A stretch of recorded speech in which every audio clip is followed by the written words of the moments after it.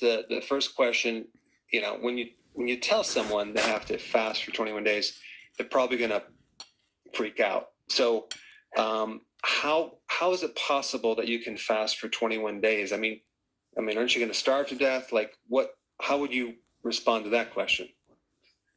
Well, first, it's important to know that I didn't jump into some kind of woohoo EP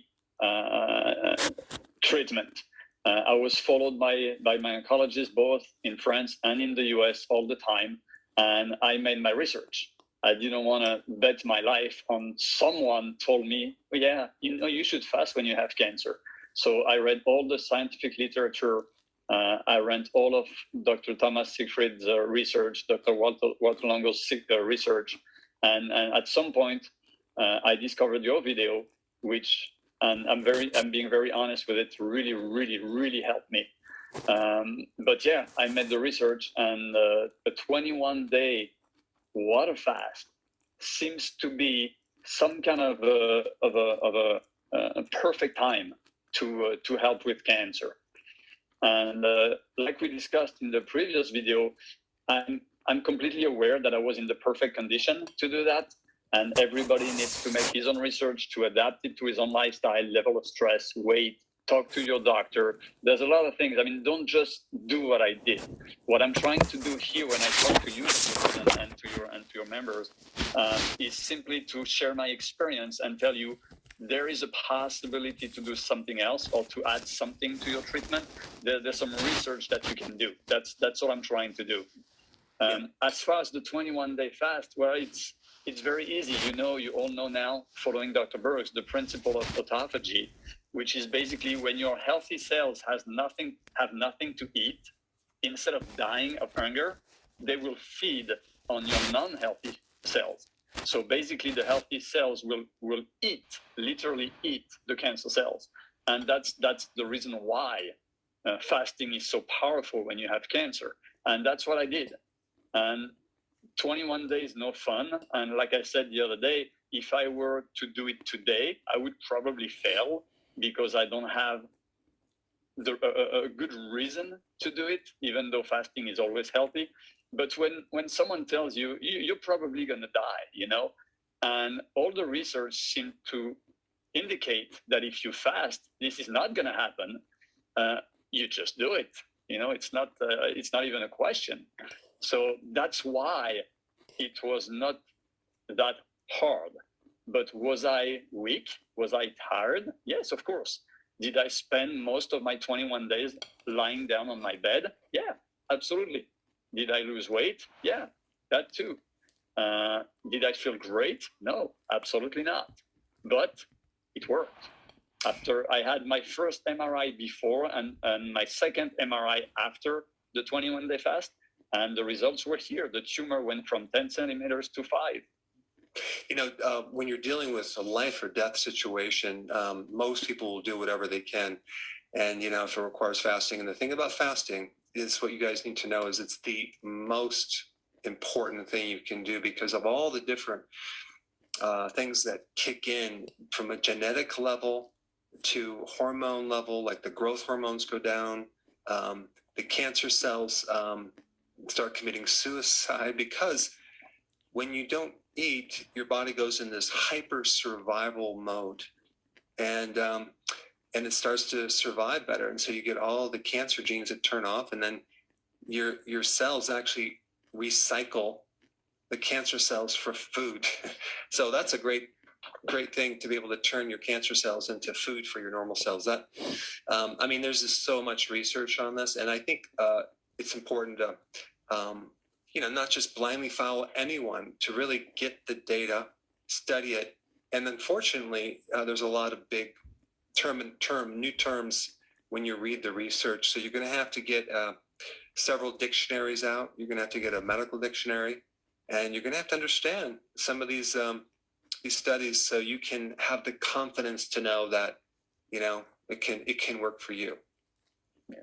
And you are so right when you say that, because one of the first things that I did when I learned that I had cancer was to educate myself. What is cancer? What do we know about it? And one of the things that I always tell people is I healed from cancer by trusting the science and not the doctors.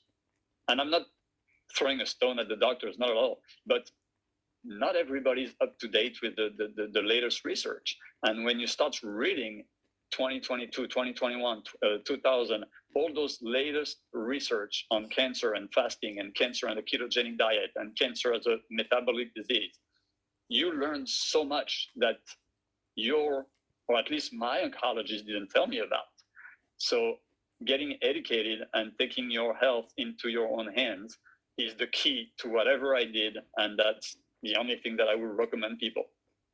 Yeah. I mean, in a thumbnail sketch, the way you solve problems is by understanding the problem more. That always seems to solve any problem, right? Okay. Yeah. So now, you didn't really have a lot of weight to lose when you did this, right? So you did get skinny. You went from what weight to what weight? I went from 70 kilos to 49 kilos. Okay. So, sorry, I don't know what it is in pounds, but basically I went from a very healthy and fit body composition to nothing but bones. Okay. As far as during the fasting period, let's not talk about the supplements first, but what about, did you have anything did you have coffee? You drank water? Was there anything, juices? Did you have anything to eat? So that's one of the number one question I received from the people is, what did you eat during your 21-day fast? And the answer is nothing. It was not intermittent fasting, and people really have to make the difference. It was not a juice fast or a raw food fast. It was a fast, period. So I didn't eat anything in 21 days. I mostly had water, and I was supposed to drink one little shot of wheatgrass juice, freshly pressed wheatgrass juice every day, which I didn't because it tastes horrible until, and here again, thank you, Dr. Berg, until I saw your video on your wheatgrass juice powder, which I bought immediately and changed my life. And I'm not getting paid to say that. I have no personal interest. I'm just saying because it's the truth. And from that moment, it was much easier for me to consume a little bit of wheatgrass juice when I needed it. So basically, I don't know, maybe 3-4 times a week, I would have a little shot of wheatgrass juice, and that was it. So water most of the time, and wheatgrass juice once in a while. That's all I had for 21 days. Okay, now let's shift to the supplements, because that's an important question. For those of you that are new watching this, we did a study, myself, Guy Tundenbaum, and a lot of you viewers that are watching right now donated to this cancer research we did in Europe with the help of Maurice Israel, who is a professor. He has his MD and as a medical doctor, as well as his PhD in biochemistry. Very, very smart person who helped us set up this study. He found some fascinating data as far as the weak link of cancer, the Achilles heel, the area where is a really big difference between a cancer cell and a normal cell.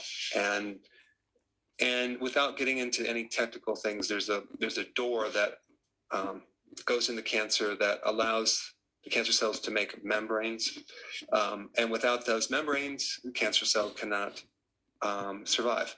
And so this metabolic enzyme name, the initials are SCOT.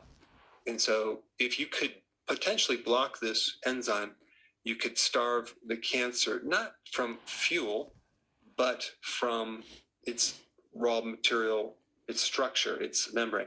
So the problem is, well, most chemo, not most, but a handful of chemo drugs, I mean, it could be most, I don't know, actually block SCOT.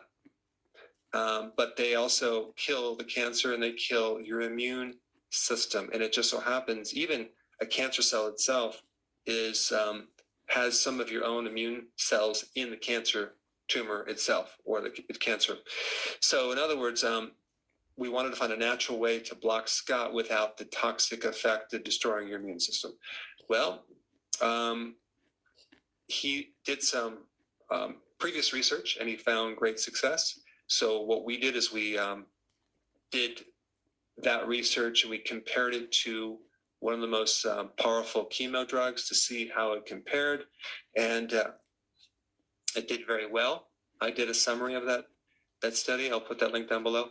But anyway, there's certain nutrients that can block this enzyme to potentially close the door on the reproduction of the cancer cell. And then you took like the two big ones are alpha lipoic acid and Carcinia cambogia. So tell us a little bit about the supplements that you took, because I know there was a lot of extra things you took as well. Yeah, absolutely. And please forgive me if I use a little bit of notes, because I don't want to forget anything for your followers. All the things that I put in my book help